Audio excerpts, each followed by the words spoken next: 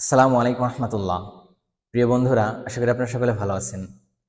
এই কথা তো এখন আর কারোরই অজানা নয় যে কোকা কোলা একটি ইসরায়েলি পণ্য। আমাদের দেশে শুধুমাত্র কোকা কোলা একমাত্র ইসরায়েলি পণ্য নয়, আরও এরকম অসংখ্য ইসরায়েলি পণ্য আমাদের দেশে আছে, আমরা দৈনন্দিন ব্যবহার করছি।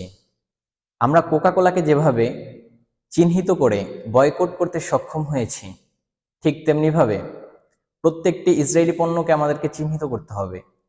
সেই সাথে কোকা কোলার মতো সবাইকে ঐক্যবদ্ধভাবে বয়কট করতে হবে।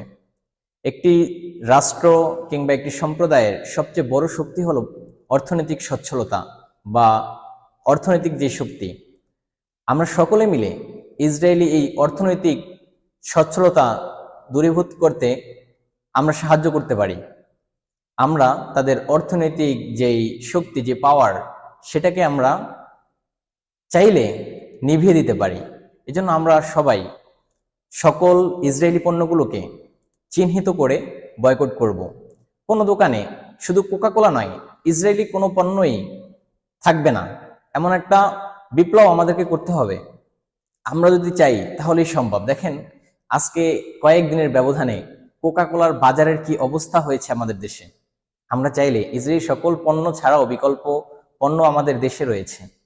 তাছাড়া আমরা এই বিদেশি পণ্যগুলোকে ক্রয় করে করে নিজেদের কষ্টার্জিত টাকায় অন্যের দেশে পাঠাচ্ছি, অন্যকে আমরা শক্তিশালী করছি, আর তারাও মুসলমানদের দুশমন। আমরা কিন্তু চাইলে আমাদের বাংলাদেশে তার বিকল্প ভালো প্রোডাক্ট পাওয়া যায়, আমরা সেগুলোকে প্রমোট করতে পারি।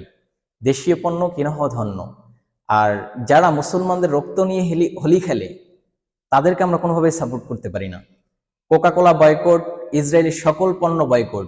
যে দোকানে শুধু কোকা কোলা নয়, ইসরায়েলি কোনো পণ্য পাওয়া যাবে, সেই দোকানও আমরা ঐক্যবদ্ধভাবে বয়কট করব।